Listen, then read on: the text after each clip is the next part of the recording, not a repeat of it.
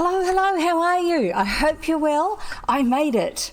I hope you did too. I don't really want you missing in action or anything like that. The reason I say I made it is because it's been a bit of a mission. Sorry, I'm going to just adjust my camera ever so slightly. There, that's better. The reason it's been a little bit of a mission is because I've been doing that whole moving on to the other computer. Still not right. I think that's okay. Near enough. I've been doing the move to the other computer and it's been a little bit hectic, if I'm honest about it. Watching what's happening on my other monitor. And I'm on the new computer.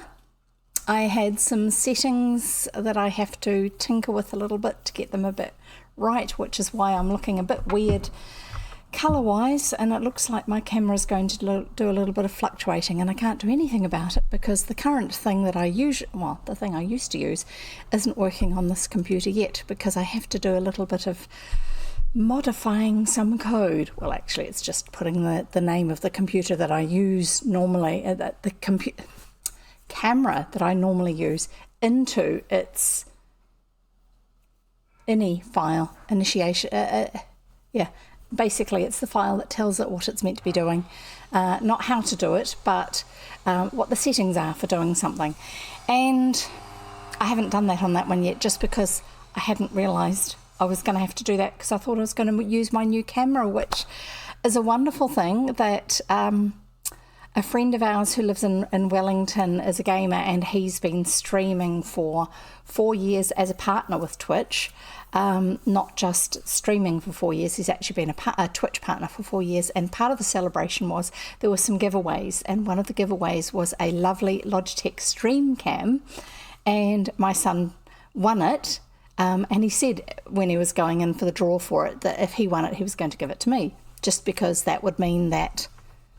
Why is that not showing there? Sorry, I'm just wondering why what I'm saying and even the picture is not actually showing up on my computer on the other screen. It should be, because I'm talking here. Maybe there's a delay somewhere and I don't know what the delay is. Oh, which means it's going to be a really long one before it gets started. Oh, well, I'm just going to keep talking and hope that it changes sometime soon. I don't know. Let's have a look at settings. Settings. It should be showing you me and what I'm saying. Stream.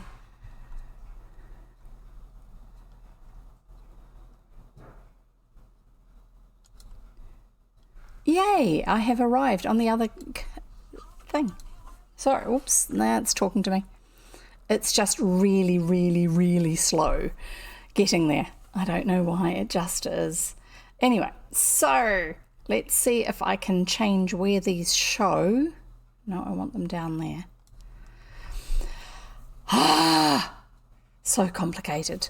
Anyway, so the new camera has arrived. It arrived yesterday. It's wonderful. It's gorgeous. It's a lovely grey and white thing. I'll show it to you. This is what it looks like. And the only reason I can show it to you is because this thing here. Isn't it lovely? And it's going to sit. Yes, my cable for it is a little bit too short. It's going to sit on top of my monitor, the same as my normal one does. But it's going to have a much better picture once it works on my replacement computer. And the problem is that it uses instead of using a plug like this, one of these USB-A type plugs, those really shiny things, it uses one of these, which is a USB-C, the little one, which I can't get it to focus on for you, at the end of its cable, and it's hardwired to it, so I can't swap it. It has much better data transfer rates and all this sort of stuff. It's a lot more efficient because it's a much newer system. But even though there's a socket for that on the replacement computer, the thing that I keep thinking of as my new computer, but it's actually an older one but not as old as my previous one that my son used to use. Oh my goodness, that is terrible on what you're seeing. It's all not jangly, but kind of. I think it's going to improve eventually. I need to redo the settings on the stream after I've finished streaming today. Terrible. I hope it's all sounding okay. The fact that the captions are working means that you hopefully are hearing something, because I did hear it on my phone when I realised that my phone's sound hadn't been turned down. Anyway, so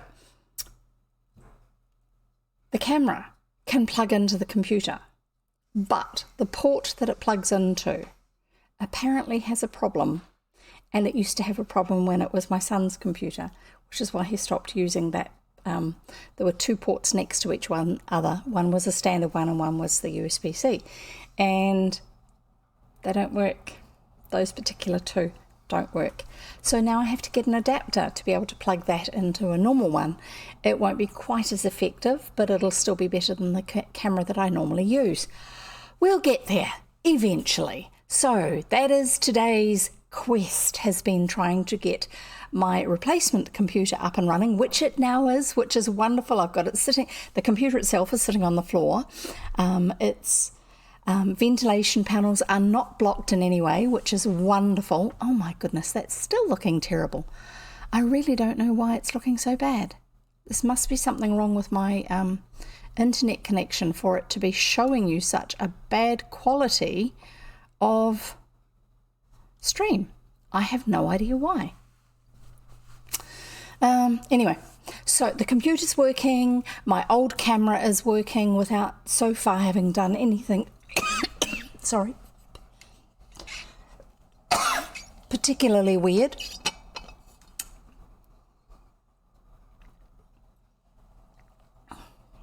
Yeah, that's meant to be purple. I had to make adjustments to it because I haven't been able to do that tinkering in the background for the actual program that normally manages it before it gets to the streaming thing. Anyway, so we're here. We're here, we've made it.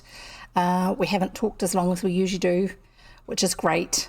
What else? I've been making additional friends online. I've got the old hard drive from my old computer into my new one so that I can have access to things such as the fact that you've got a photograph of a hillside in Prince Edward Island instead of the library, which I had before on this computer on my OBS setup.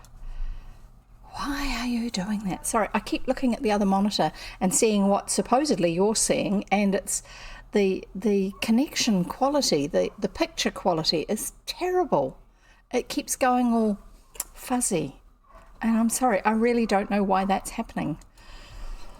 So many things to figure out, but so far we're on the way. It's doing it again. I think I'm just going to have to stop looking at that. Pretend it's not there. Not good. It's an unstable connection, and I don't know why. And yes, there's lots of dropped frames, which is all part of that, and I don't know why that is either. So I think there's probably something in my settings I need to change again now that I'm on the other computer, because in theory this is the same setup I had on the previous computer, but I've probably tinkered with it on the other computer a few times after I had made the transfer before actually using it on this computer. So there's probably some improvements on the other one that didn't get across. Anyway, we'll see how we go. And I need to find my book so I can talk to you. So if you've turned up here, oh, that's my keys, sorry. If you've turned up here, and there's a whole lot of stuff stacked on the desk alongside me because I had to move it so I could put the new computer in a safe place where it wasn't going to fry itself by being too hot. And part of the reason why that would be a problem is just because it's got a whole different arrangement of panels where it can let air through, because it is a lot more powerful, and so therefore it does get hotter. What else? I was going to tell you something else about that. So if you're new here, hi. It's usually not quite this random. and chaotic and terrible quality on it. Just recently it's been a little bit like that, but it's not usually quite that bad. So I do have some tips for when you're listening, because this is basically like bedtime stories or story time at the library or at school or wherever it was that you used to enjoy stories, not an audiobook, because it's not perfect reading. I interrupt myself, I get lost on the page, and if I have to do an accent, they're terrible, and they will not sound Canadian at all, because I'm not Canadian and I have not lived in Canada for long enough as an adult to have picked up on the sounds required for a decent Canadian accent.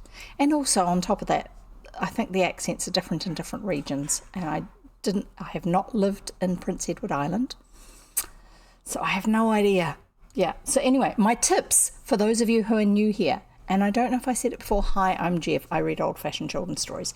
Make sure you have something to drink. Water, brilliant for the brain, keeps it working. You can have something else as well if you want. Something to snack on. And today I have a selection of jelly snakes to snack on, thanks to my son. When we went along the road to see if we could get an adapter for my camera, they didn't have an adapter. The young guy at the shop, big department store type place, tried to tell me that they don't exist. And I'm thinking like, but I saw them on somebody else's website in New Zealand. It's just that they're not down the road and you are. So wasn't impressed. When a staff member, instead of saying, I don't know, which is honest, says that doesn't exist, which is a lie, doesn't do a lot for the trust of the business, although the business itself, I happen to know, is reasonable, so it wasn't going to affect me, but it would somebody else who may not have dealt with them before. So my 3 tips are: have something to drink, something to snack on, and somewhere comfortable to sit. And you're most welcome to lurk. That's the way story reading tends to go. If you wish to let me know that you're here listening and lurking, you can type the lurk command in the chat. I'm talking to people over on Twitch, not you YouTube listeners who are listening after the fact. You're missing out, aren't you? So the lurk command is !lurk, L-U-R-K, no spaces, nothing. Just type that in, and then the chat will actually say to you something about thank you very much for listening, whatever. But it just means that's if you don't mind me saying hi to you. If you would like me to say hi, but you don't want to get involved with lots of chatting or anything, that's fine. You can just type that in as that. Otherwise, just listen. Don't even tell me you're here. Anyway, whatever. We'll carry on reading, shall we? With reading. That's why we're all here, isn't it? This is really not going well today. But I don't have a headache so far. That's good. We're doing well with that sort of side of it. And I'm hoping it's still on unstable. Why is it on unstable? I do not know. That is really bothering me. It shouldn't be. It should be working properly. I wonder if it's to do with our internet connection or is it to do with my setup? It's probably my setup. I have to make a change. Right, I'm going to start reading, but I need to find a particular document and put it where I can see it in case I need to type anything into it, just as admin stuff while I'm reading. And here we go. We are ready to read. Yeah, we do have some chat rules. Be kiddie friendly, because they're children's stories and there are people who listen to them with their children and their grandchildren. And so I'd like them to feel free to be able to come and listen to my stories anytime and not have to put up with somebody who's being a bit stink. You don't have to be stink. You don't have to prove anything. And being a stinky person doesn't actually prove anything anyway. So let's get reading. That was my badge. Sorry, my little quest sprout. I put my notification that I was going to be reading today using Quest Sprout, this little wee fella here, and his speech bubble.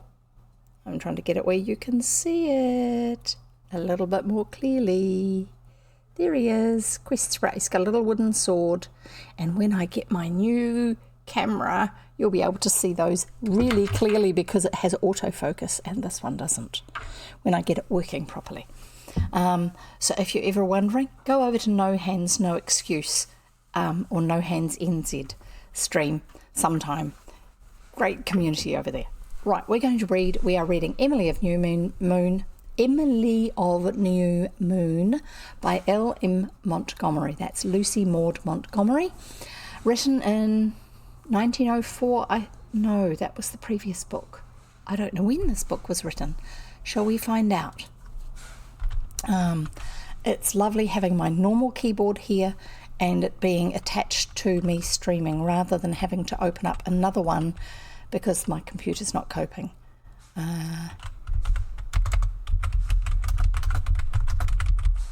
Yes, and I know that it's noisy in my microphone when I'm typing, but eventually that is going to be changed. This book was published in 1923. The 1904 was the previous book that we were reading, which is Five Children in It, The Phoenix and the Carpet, the next one in that series. So 1923 is when it was published. And it's written by the author of Anne of Green Gables, which is why you may know the name L.M. Montgomery. So, Emily of New Moon by L.M. Montgomery, Chapter 9, A Special Providence. Now, our previous chapter, Emily had gone to school for the very first time. She's new to the area. She comes from a family that are considered to be rather aloof, to think that they're better than anyone else in the area. And unfortunately, that means that the children at school have taken on their parents' attitudes towards Emily's extended family and are treating her in the same way and assuming that she is being rather snobbish, and so they've been picking on her and bullying her. Hopefully she's going to find some friends. We'll see what happens.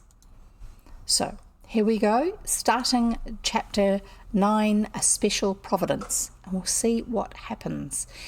Emily was sure on that first day at school that she would never like it. She must go, she knew, in order to get an education and to be ready to earn her own living, which was an unusual thing in those days.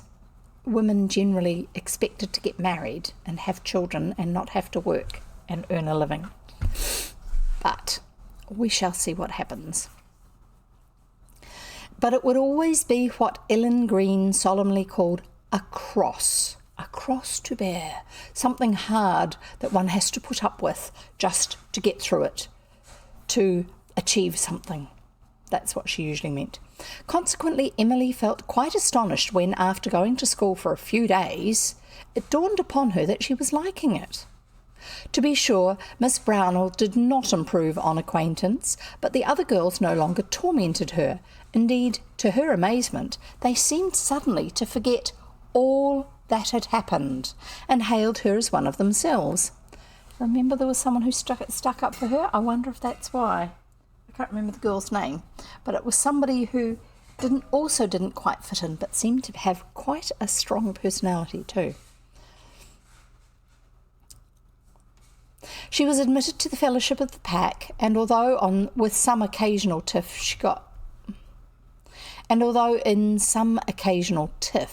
she got a dig about baby aprons because she had to wear this old-fashioned one, which these girls seem to consider only for babies, and Murray pride, there was no more hostility, veiled or open. Besides, Emily was quite able to give digs herself as she learned more about the girls and their weak points. And she could give them with such merciless lucidity and irony that the others soon learned not to provoke them. She's clever with her words and she can be quite sharp with them. There you go. She's learnt how the dynamics work. Chestnut Curls, whose name was Grace Wells, and the freckled one, whose name was Carrie King, and Jenny Strang, became quite chummy with her, and Jenny sent chews of gum and tissue thumb papers across the aisle instead of giggles. Emily allowed them all to enter the outer court of her temple of friendship, but only Rhoda was admitted to the inner shrine. As for Ilse Burnley, that's the girl who had actually stuck up for her and told the others not to bully her, She did not appear after that first day. Ilse, so Rhoda said, came to school or not, just as she liked. Her father never bothered about her. Emily always felt a certain hankering to know more of Ilse, but it did not seem likely to be gratified. Emily was insensibly becoming happy again. Her father had died a while back, not that long ago, and basically her whole world had collapsed. And so this is not something she expected, to be happy again. Anyway, we'll carry on.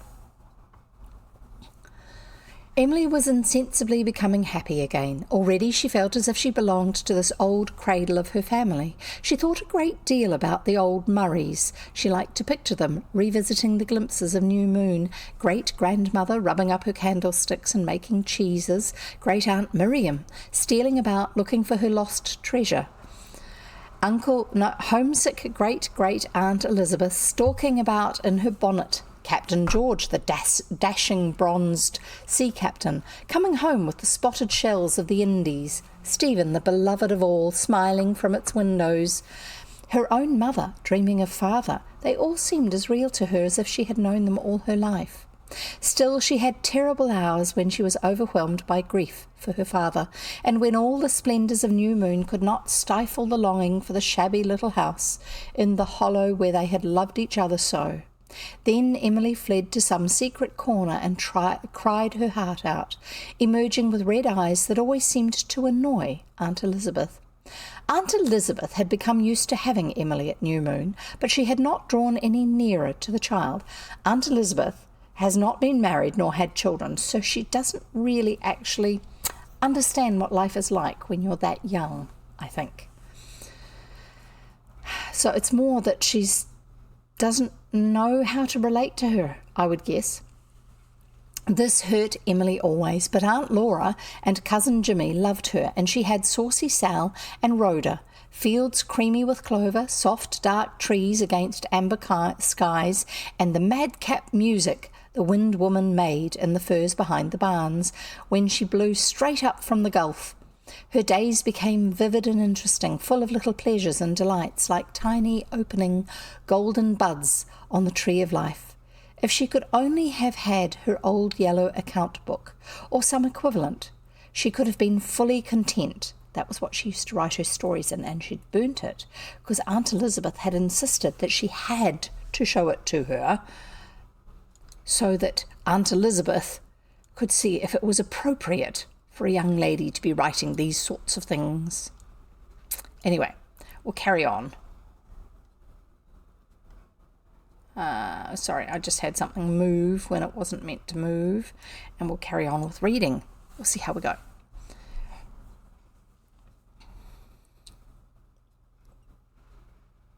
If only she could have had her old yellow account book, or some equivalent, she could have been fully content. She missed it next to her father, and its enforced burning was something for which she held Aunt Elizabeth responsible, and for which she felt she could never wholly forgive her.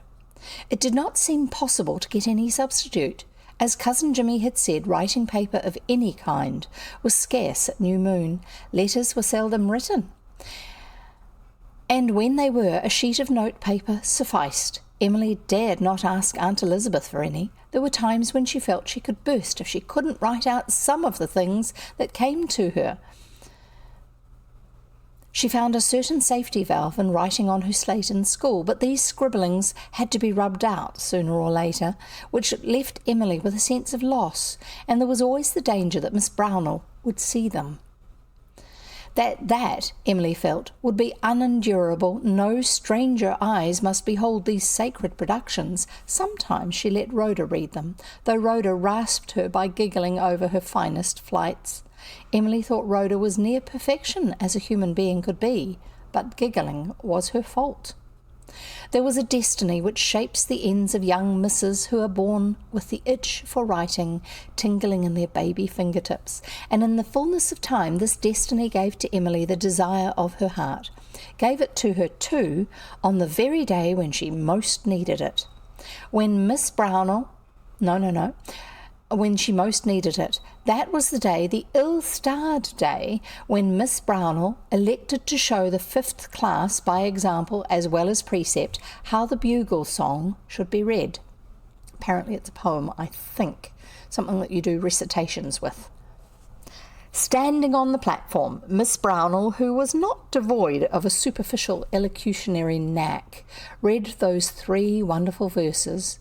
Emily, who should have been doing a sum and long division, dropped her pencil and listened entranced. She had never heard the bugle song before, but now she heard it and saw it, the rose-red splendour falling on those storied snowy summits and ruined castles, the lights that never were on land or sea streaming over the lakes. She heard the wild echoes flying through the purple valleys and the misty passes. The mere sound of the words seemed to make an exquisite echo in her soul.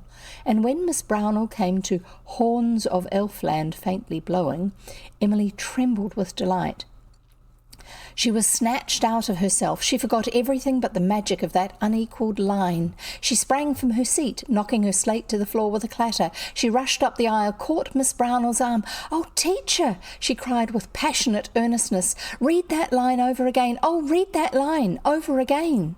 Miss Brownell, thus suddenly halted in her elocutionary display, looked down into a rapt, uplifted face where great purplish-grey eyes were shining with the radiance of a divine vision. And Miss Brownell was angry with this breach of her strict discipline, angry with this unseemly display of interest in a 3rd class atom, because she was reading this to the 5th class, not the 3rd class, the display of interest in a 3rd class atom whose attention should have been focused on long division.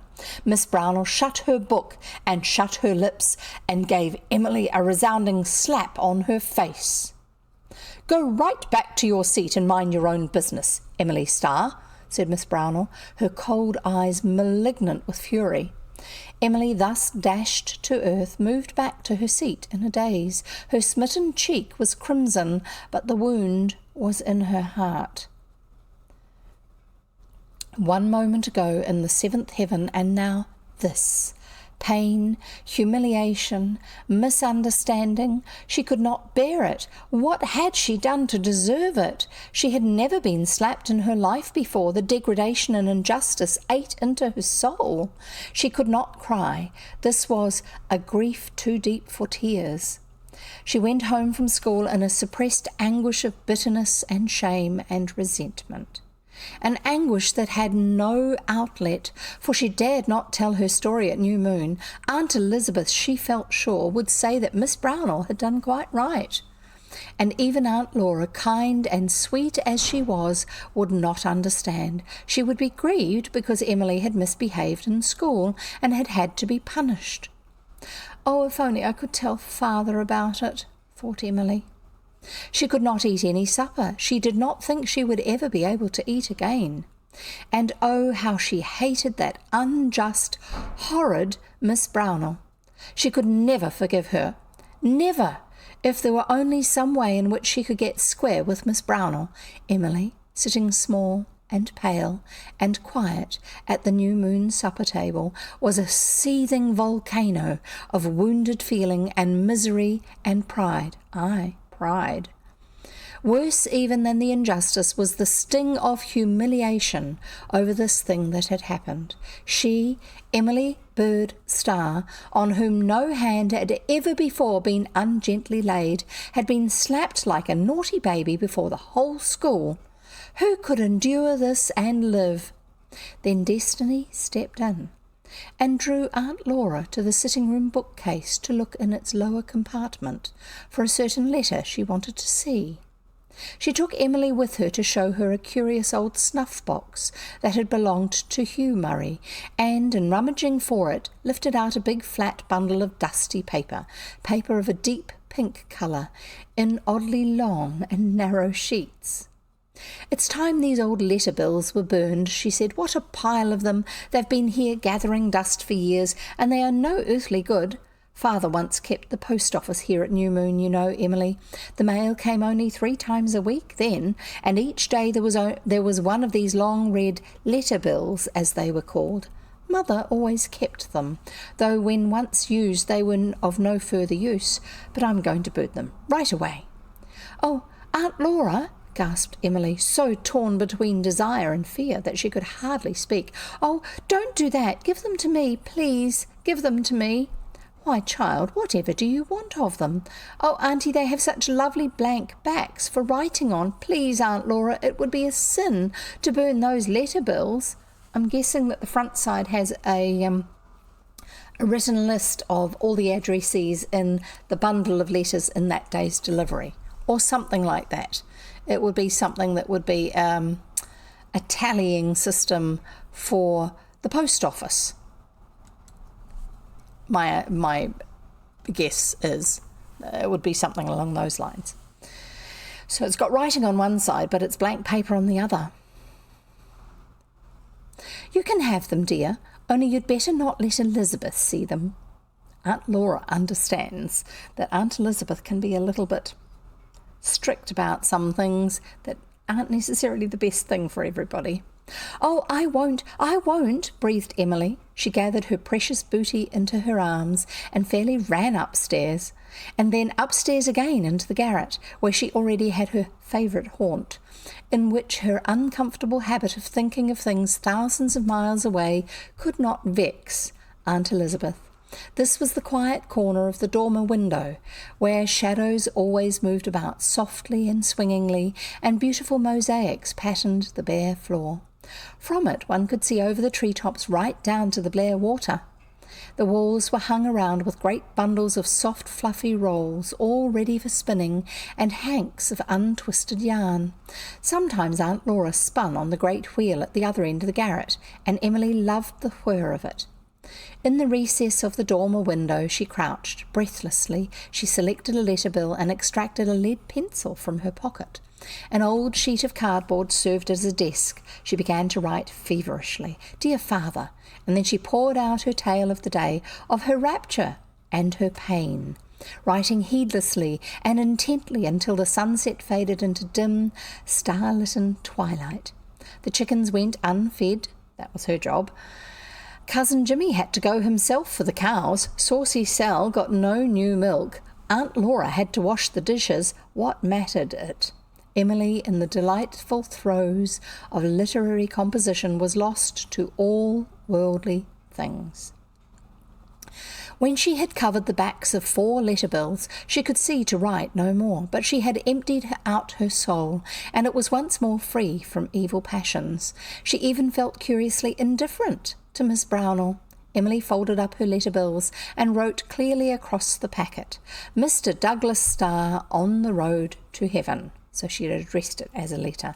Then she stepped softly across to an old worn-out sofa in a far corner and knelt down, stowing away her letter and her letter bills snugly on a little shelf formed by a board nailed across it underneath. Emily had discovered this one day when playing in the garret, and had noted it as a lovely hiding place for secret documents. Nobody would ever come across them there. She had writing paper enough to last for months. There must be hundreds of those jolly old letter bills. "Oh," cried Emily, dancing down the garret stairs, "I feel as if I was made out of stardust." Thereafter, few evenings passed on which Emily did not steal up to the garret and write a letter, long or short, to her father. The bitterness died out of her grief. Writing to him seemed to bring him so near, and she told him everything with a certain honesty of confession that was characteristic of her, her triumphs, her failures, her joys, her sorrows. Everything went down on the letter bills of a government which had not been so economical of paper as it afterwards became. It was fully half a yard of paper in each bill. Half a yard, that's a foot and a half, that's about 450, about 500, 450, 400 millimetres. That's quite a lot of paper for each of those. There was fully half a yard of paper in each bill, and Emily wrote a small hand and made the most of every inch. So a small hand means she wrote with small letters. The way she wrote was a small amount of space. I like new moon. It's so stately and splendid here, she told her father, and it seems as if we must be very aristocratic, spelt with K's instead of C's, when we have a sundial, spelt with a Y instead of I. I can't help feeling proud of it all. I am afraid I have too much pride, and so I ask God every night to take most of it away, but not quite all. It is very easy to get a reputation, with 2 P's, for pride in Blairwater School. If you walk straight and hold your head up, you are a proud one. Rhoda is proud too, because her father ought to be King of England. I wonder how Queen Victoria would feel if she knew that. It is very wonderful to have a friend who would be a princess if everyone had their rights. I love Rhoda with all my heart. She is so sweet and kind, but I don't like her giggles. And when I told her I could see the school wallpaper small in the air, she said, "You lie." It hurt me awfully to have my dearest friend say that to me, and it hurt me worse when I woke up in the night and thought about it. I had to stay awake ever so long too, because I was tired lying on one side, and I was afraid to turn over because Aunt Elizabeth would think I was fidgeting.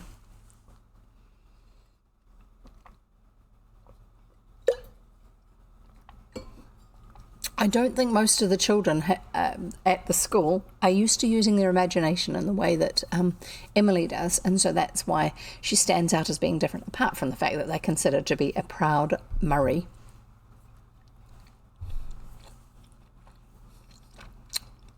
I'm not quite sure how long we will be reading for today, so I better have something.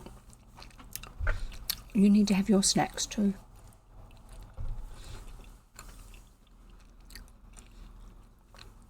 I didn't dare tell Rhonda about the Wind Woman because I suppose that really is a kind of lie, although she seems real to me. So Emily knows it's an imaginary character, the Wind Woman.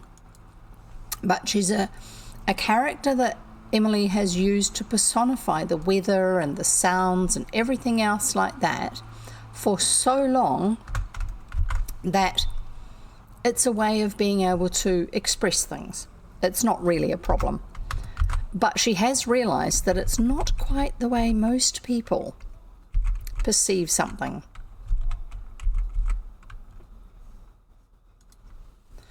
Right, I'm just going to carry on now. I didn't dare tell Rhoda about the Wind Woman because I suppose that really is a kind of lie, though she seems so real to me. I hear her now singing up on the roof around the big chimneys. I have no Emily in the glass here. The looking glasses are all too high up in the rooms I've been in. I've never been in the lookout. It's always locked. It was Mother's room, and Cousin Jimmy says her father locked it up after she ran away with you, and Aunt Elizabeth keeps it locked still out of respect to his memory, though Cousin Jimmy says Aunt Elizabeth used to fight with her father, something dreadful. No, something scandalous, is what she wrote, spelt with a U at the end instead of O-U. Scandalous. When he was alive, though, no outsider knew of it because of the Murray pride. I feel that way myself. When Rhoda asked me if Aunt Elizabeth burned candles because she was old-fashioned, I answered haughtily, no, it was a Murray tradition. Cousin Jimmy has told me all the traditions of the Murrays, so tradition, Tradishun instead of Tion. So she's still learning some of these spelling rules. She hasn't learnt them yet because she's only just started going to school. We'll carry on. Saucy Sal is very well and bosses the barns, but still she will not have kittens, and I can't understand it. I asked Aunt Elizabeth about it, and she said nice little girls didn't talk about such things. But I can't see why kittens are improper. When Aunt Elizabeth is away, Aunt Laura and I smuggle Sal into the house, but when Aunt Elizabeth comes back, I always feel guilty and wish I hadn't. But the next time I do it again. I think that very strange.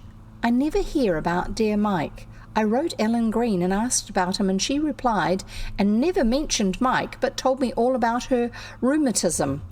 As if I cared about her rheumatism.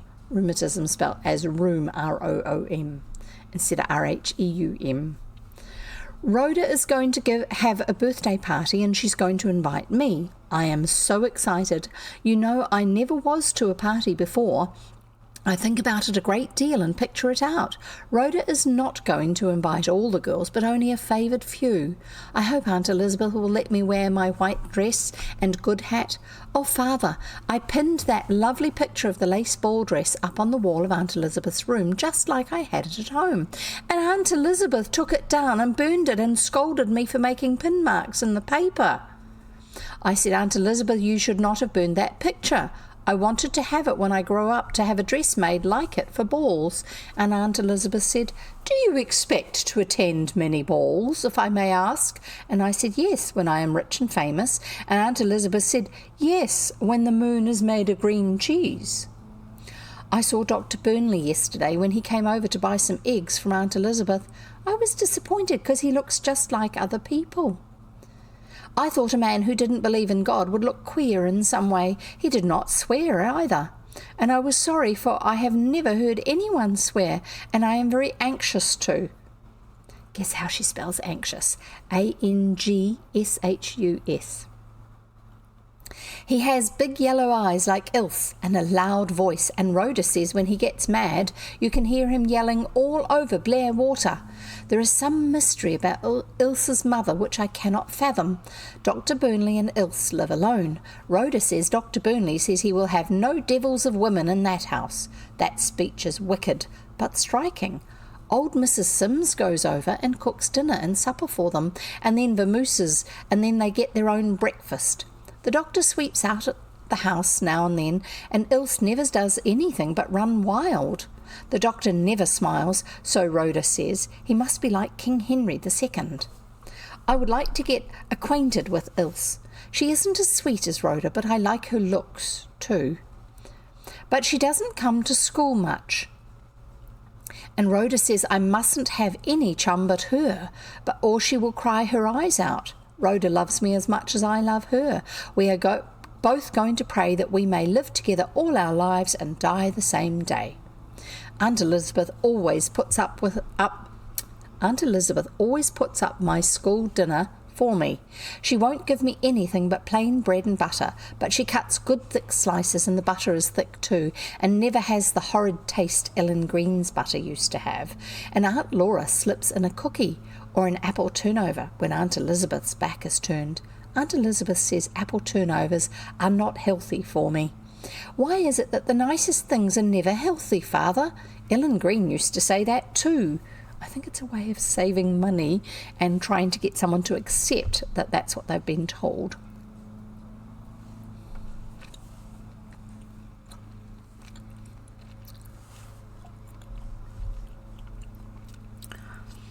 Oh dear, we really are dropping a lot of frames, and it shouldn't be. So there's obviously something I need to change in my setup on this computer. It was doing that on the other one too. I wonder if it's actually my connection to the internet. I don't know. It shouldn't be. It should be to do with the actual processing on the computer. I'll see what I can do later when I've finished. My teacher's name is Miss Brownell. I don't like the cut of her jib. That's a nautical phrase that Cousin Jimmy uses. Phrase spelt F-R-A-Y-S, not P-H-R-A-S-E. I know phrase is not spelled right, but there is no dictionary at New Moon, and that is the sound of it. Dictionary spelt with an X. She is too sarcastic, spelt with K's, and she likes to make you ridiculous. Then she laughs at you in a disagreeable, snorting way, but I forgave her for slapping me, and I took a bouquet to her to school next day to make up. She received it very coldly and let it fade on her desk.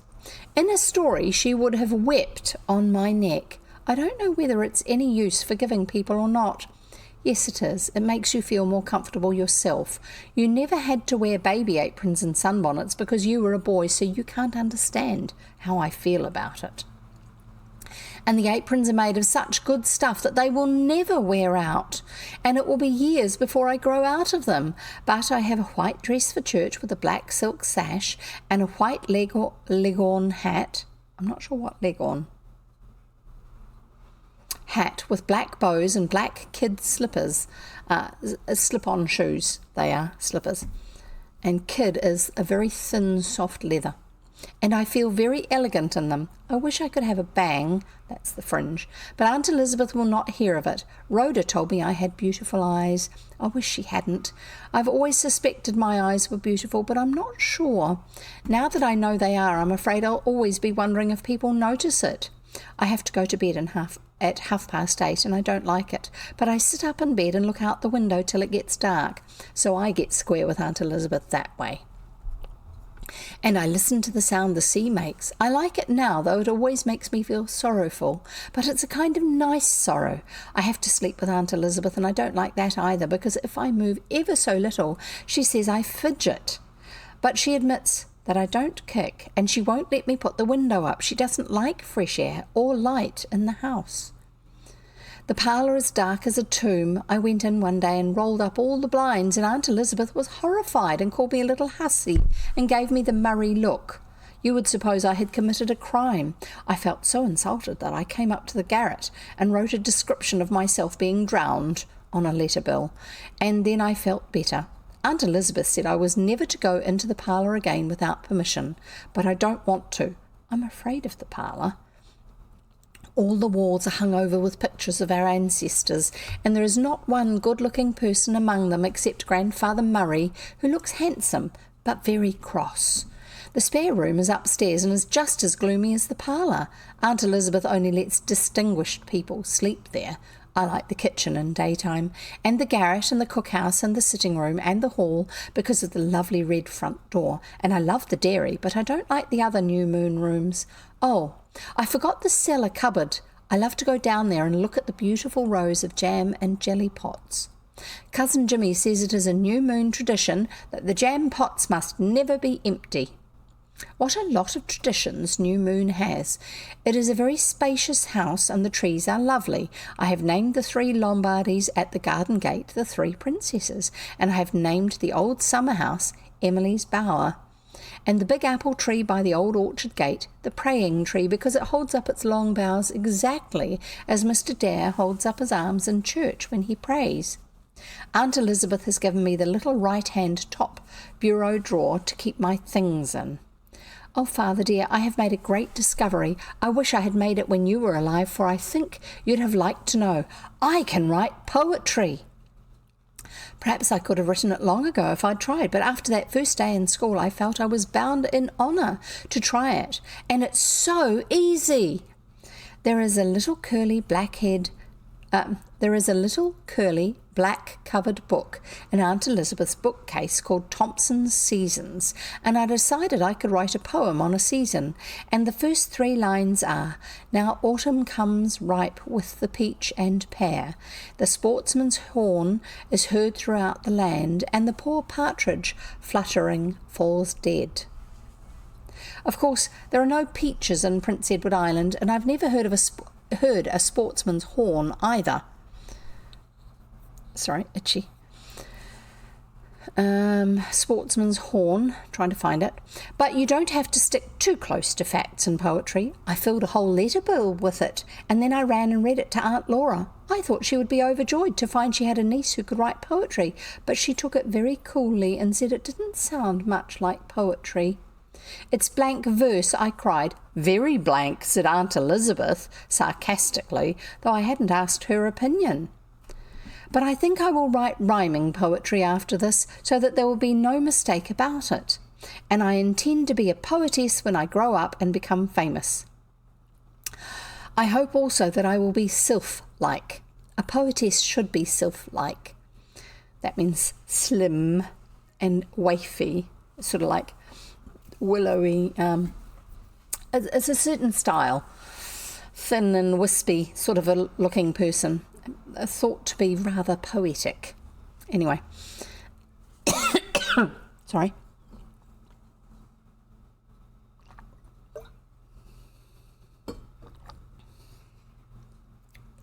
A poetess ought to be sylph-like. Cousin Jimmy makes poetry too. He has made over 1,000 pieces, but he never writes any down, but carries them in his head. I offered to give him some of my letter bills, for he is very kind to me, but he said he is too old to learn new habits. I haven't heard any of his poetry yet because the spirit hasn't moved him, but I am very anxious to, and I am sorry they don't fatten the pigs till the fall. Apparently that's when he writes the poetry. I like Cousin Jimmy more and more all the time, except when he takes his queer spells of looking and talking. Then he frightens me, but they never last long. I have read a good many of the books in the New Moon bookcase. A history of the Reformation in France, very religious and sad. A little fat book describing the months in England, and the aforesaid Thompson's Seasons. I like to read them because they have so many pretty words in them, but I don't like the feel of them. The paper is so rough and thick, it makes me creepy.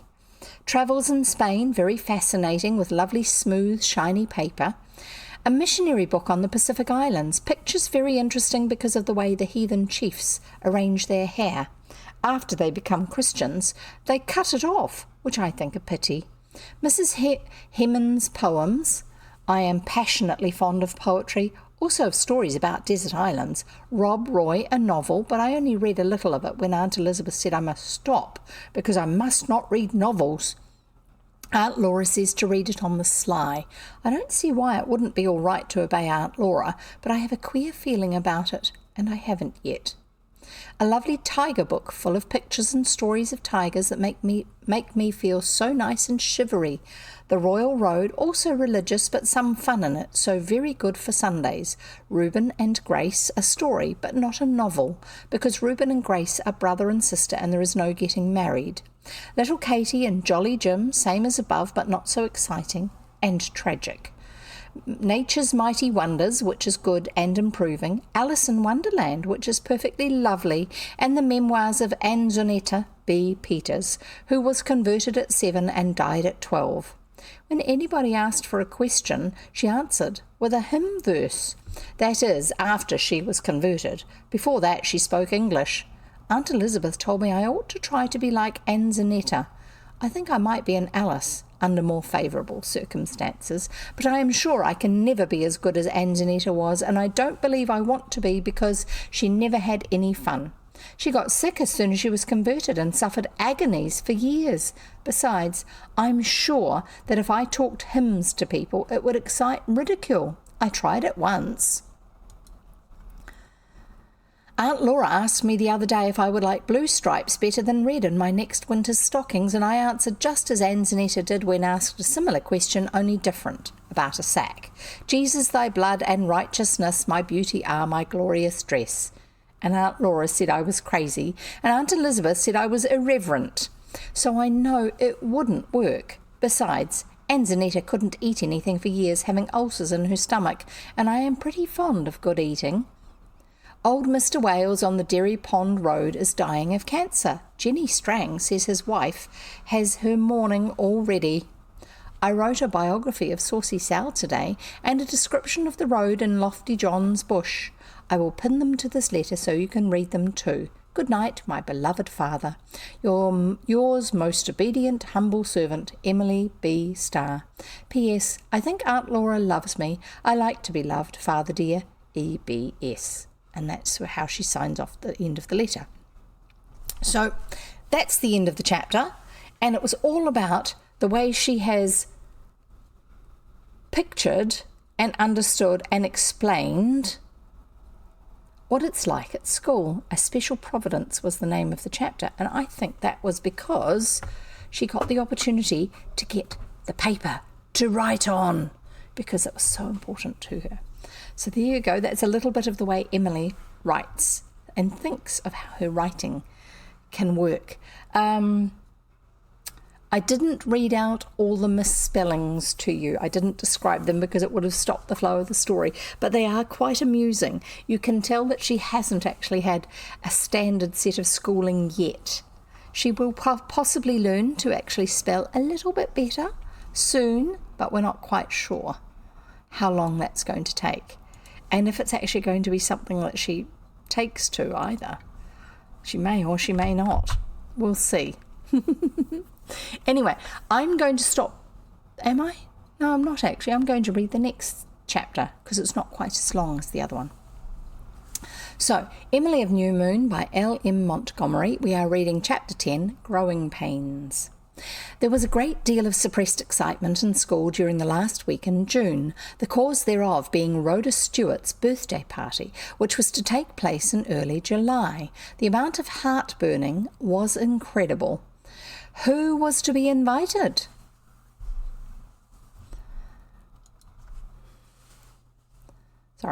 That was the great question. There were some who knew they wouldn't, and some who knew they would, but there were more who were in truly horrible suspense. Everybody paid court to Emily because she was Rhoda's dearest friend, and might conceivably have some voice in the selection of guests. Jenny Strang even went as far as bluntly to offer Emily a beautiful white box with a gorgeous picture of Queen Victoria on the cover to keep her pencils in, if she would procure her an invitation. Emily refused the bribe and said grandly that she could not interfere in such a delicate matter. I've got that bit. Both sentences start with Emily, so I skipped to the wrong one. Emily really did put on some airs about it. She was sure of her invitation. Rhoda had told her about the party weeks before and had talked it all over with her. It was to be a very grand affair, a birthday cake covered with pink icing and adorned with 10 tall pink candles. That was my computer. No, that was my book sliding off the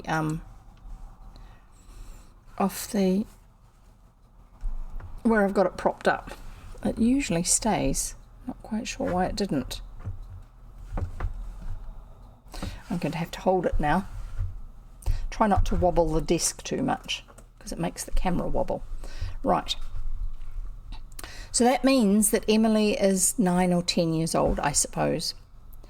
It would be a very grand affair with a birthday cake covered with pink icing and adorned with 10 tall pink candles, ice cream and oranges, and written invitations on pink gilt-edged notepaper sent through the post office, this last being an added touch of exclusiveness. Emily dreamed about that party day and night and had her present all ready for Rhoda, a pretty hair ribbon which Aunt Laura had brought from Shrewsbury. On the first Sunday in July, Emily found herself sitting beside Jenny Strang in Sunday school for the opening exercises. Generally she and Rhoda sat together, but now Rhoda was sitting 3 seats ahead with a strange little girl. A very gay and gorgeous little girl dressed in blue silk, with a large flower-wreathed leghorn hat on her elaborately curled hair, white lacework stockings on her pudgy legs, and a bang that came clean down to her eyes. Not all her fine feathers could make a really fine bird of her, however. She was not in the least pretty, and her expression was cross and contemptuous. "Who is the girl sitting with Rhoda?" whispered Emily. "Oh, she's Muriel Porter," answered Jenny. "She's a townie, you know. She's come out to spend her vacation with her aunt, Jane Beattie. I hate her. If I was her, I'd never dream of wearing blue with a skin as dark as hers. But the Porters are rich, and Muriel thinks she's a wonder. They say Rhoda and her have been awful thick since she came out." I'm going to write the place name down and the hat. Leghorn. And I'm doing it now because otherwise I'm turning the page and I'll forget.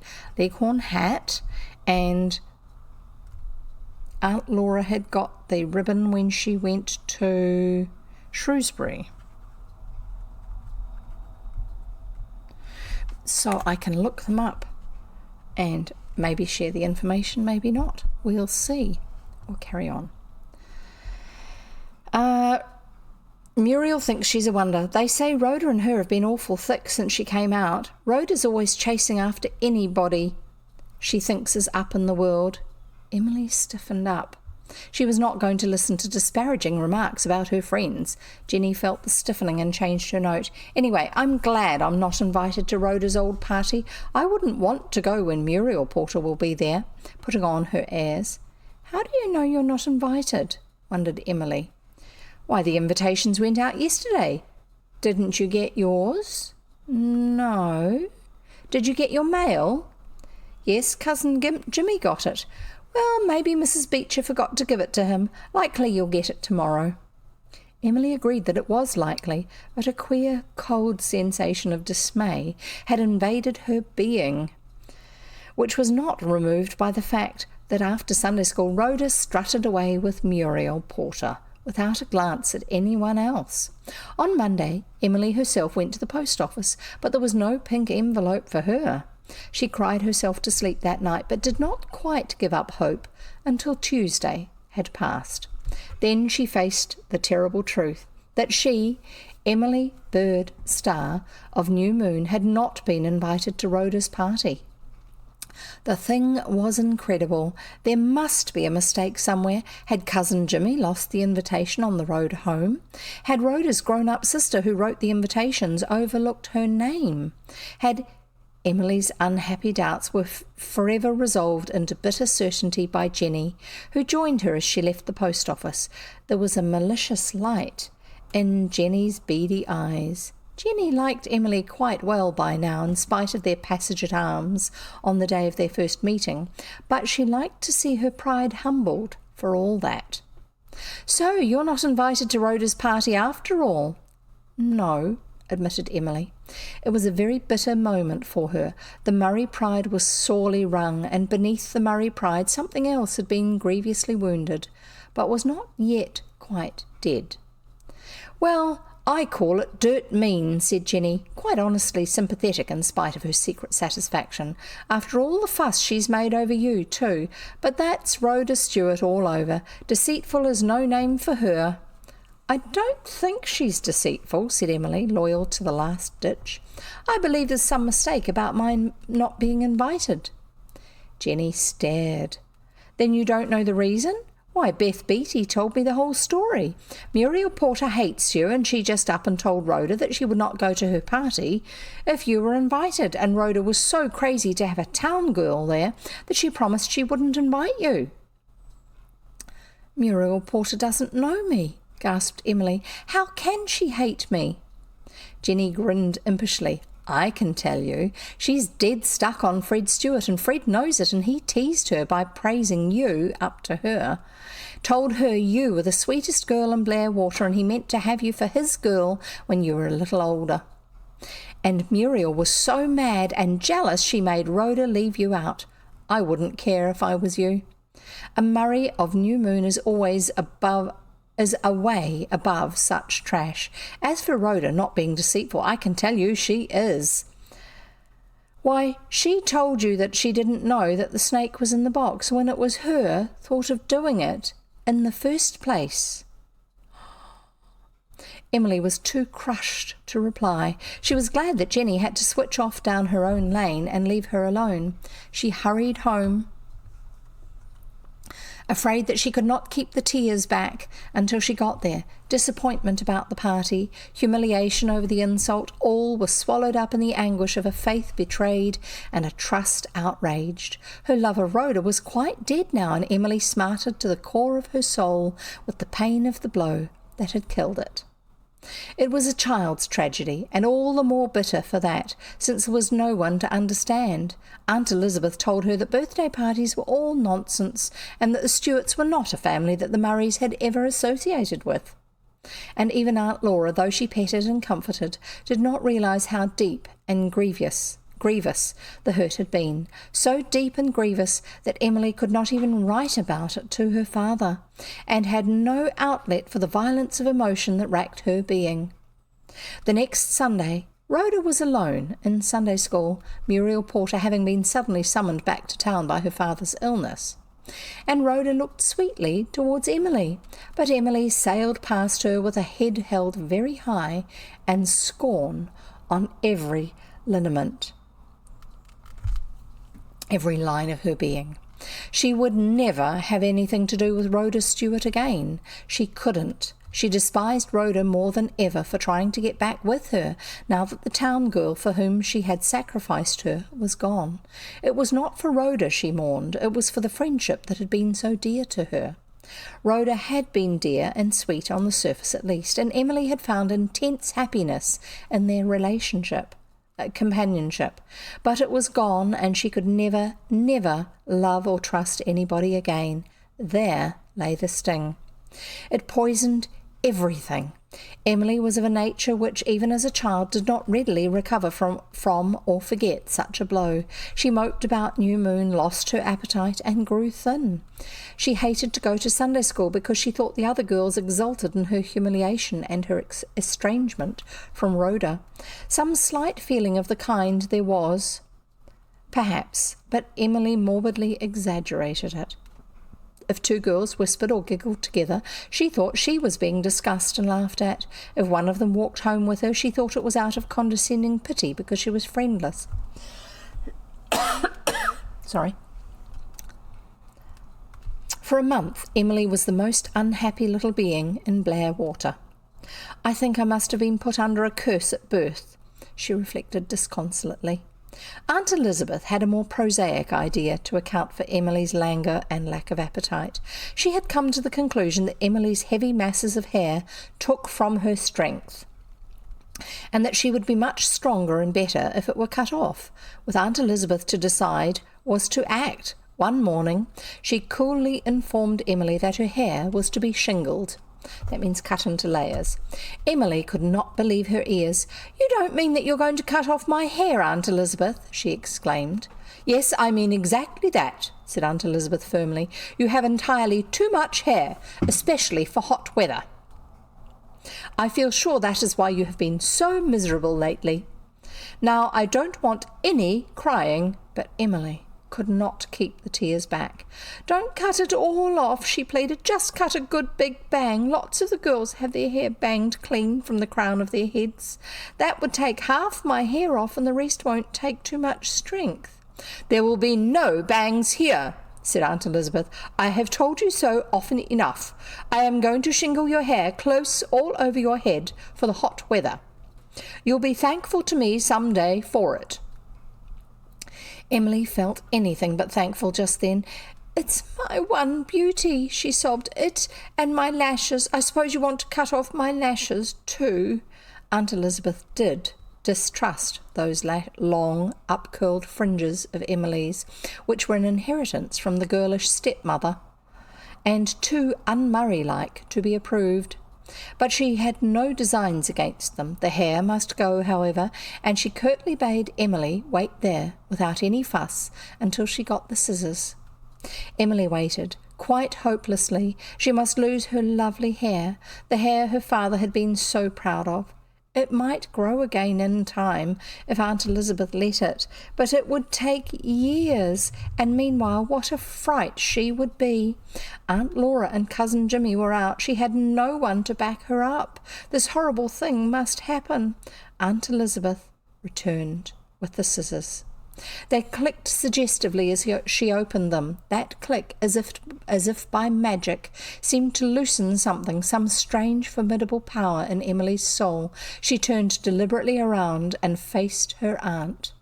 She felt her brows drawing together in an unaccustomed way. She felt an uprush as from unknown depths of some irresistible surge of energy. "Aunt Elizabeth," she said, looking straight at the lady with the scissors, "my hair is not going to be cut off. Let me hear no more of this," said Emily. An amazing thing happened to Aunt Elizabeth. She turned pale. She laid the scissors down. She looked aghast for one moment at the transformed or possessed child in front of her. And then, for the first time in her life, Elizabeth Murray turned tail and fled, literally fled, to the kitchen. "What is the matter, Elizabeth?" cried Laura, coming in from the cookhouse. "I saw Father looking from her face," gasped Elizabeth, trembling, and she said, "Let me hear no more of this, just as he always said it, his very words." Emily overheard her and ran to the sideboard mirror. She had, while she was speaking, an uncanny feeling of wearing somebody else's face instead of her own. It was vanishing now, but Emily caught a glimpse of it as it left. The Murray look, she supposed. No wonder it had frightened Aunt Elizabeth. It frightened her. She was glad it had gone. She shivered, she fled to her garret retreat and cried, but somehow she knew that her hair would not be cut. Nor was it. Aunt Elizabeth never referred to the matter again, but several days passed before she meddled much with Emily. It was a rather curious fact that from that day Emily ceased to grieve over her lost friend. The matter had suddenly become of small importance. It was as if it had happened so long ago that nothing save the mere emotionless memory of it remained. Emily speedily regained her appetite and animation, resumed her letters to her father, and found that life tasted good again, marred only by a mysterious prescience that Aunt Elizabeth had it in for her in regard to her defeat in the matter of her hair, and would get even sooner or later. Aunt Elizabeth got even within the week. Emily had to go on an errand to the shop. It was a broiling day, that means grilling hot. We would say in New Zealand it was boiling hot, not broiling, we don't use that word. And she had been allowed to go barefooted at home, but now she must put on boots and stockings. Emily rebelled. It was too hot, it was too dusty. She couldn't walk that long half-mile in buttoned boots. Aunt Elizabeth was inexorable. No Murray must be seen barefooted away from home, and on they went. But the minute Emily was outside the New Moon Gate, she deliberately sat down, took them off, stowed them in a hole in the dike, that's the stone wall, and pranced away barefooted. She did her errand and returned with an untroubled conscience. How beautiful the world was, how softly blue was the great round Blair water, how glorious that miracle of buttercups in the wet field below Lofty John's bush. At sight of it, Emily stood stock still and composed a verse of poetry. Here's the poetry. Buttercup, flower of yellow dye, I see thy cheerful face, greeting and nodding everywhere, careless of time and place. In boggy field or public road or cultured gardens pale, you sport your petals satin soft and down within the veil. So far, so good. But Emily wanted another verse to round the poem off properly, and the divine afflatus seemed gone. Not sure of that word. I'm guessing it's inspiration. Afflatus. You can look that one up. I might look it up a bit later on and write it down somewhere. She walked dreamily home, and by the time she reached New Moon, she'd gotten her verse and was reciting it to herself with an agreeable sort of completion. You cast your loveliness around wherever you chance to be, and you should always, Buttercup, be a flower dear to me. Emily felt very proud. This was her third poem, and undoubtedly her best. Nobody could say it was very blank. Blank verse doesn't rhyme, and it doesn't have quite the same sense of rhythm. So Emily has been learning to write not blank verse. She must hurry up to the garret and write it on a letter bill, but Aunt Elizabeth was confronting her on the steps. Emily, where are your boots and stockings? Emily came back from Cloudland with a disagreeable jolt. She had forgotten all about boots and stockings. In the hole by the gate, she said flatly. You went to the store barefooted? Yes. After I told you not to? This seemed to Emily a superfluous question, and she did not answer it. But Aunt Elizabeth's turn had come. And that's the end of that chapter. There you go. Oh my goodness, she's in trouble. So the next chapter is called Chapter 11, Ilse. I-L-S-E. That's that other girl who she doesn't really know yet. Oh dear, what's going to happen in the next chapter? I'm not reading it for you, I'm sorry. I don't know how long it is, but we're already after 4 o'clock. And so for the moment, because I've got so many things happening, I will not actually be reading too late for the day. I'm just reading until now. So, sorry, I just have to put something in the other thing again, like before. Anyway, so there you go. How's it going? Intriguing. So intriguing. And Emily seems very much a very up and down sort of a personality, doesn't she? all enthusiasm and then the world is disaster. She hasn't learnt balance yet, but that may be partly just the sort of personality she has. I don't know. We'll see. We'll carry on with the story. I can't even remember how far through we are. I think we've got a fair way to go yet. I seem to remember there's a lot more that happens yet. There's a bit of growing up that happens. Yeah, that would be part of it. Sorry. That's just the way life goes, isn't it? Anyway, so I'm glad you were here. Thank you for sharing the story with me. Thank you for listening. And if you forgot to bring your drink of water and snacks and comfortable seat, then next time you can bring them. If you are watching this on YouTube, subscribe to my channel, give the video a like, click the notification bell, and then YouTube will tell you when I have another video that gets put online. If you are watching on Twitch, please follow me, because then Twitch will tell you when I've gone live, and you can continue with the story without having to try too hard to remember to listen. Anyway, so lovely to have you here, lovely to have you listening. We have other stories in store for when we've finished this one. They're not all this sort of melodrama sort of thing. I know I've said before that this story is much more related to Maud Montgomery's own personal perception and heart. I think a lot of that is just because she probably felt that she was a very emotional young girl when she was growing up, and also this understanding of where Emily has gained her inspiration to write various things from, and writing out her feelings so that she gets over them and stuff like that. I would say that that's fairly accurate for what happened with Ms. Montgomery. I wouldn't know for certain. I have not read about the author in depth. I haven't read any books specifically on her, but I am aware of the fact that this story is much closer to her heart than the Anne books, which she is famous for, that most people know her for having written. So anyway, we shall carry on next time. Today is Friday here in New Zealand when I'm reading it live.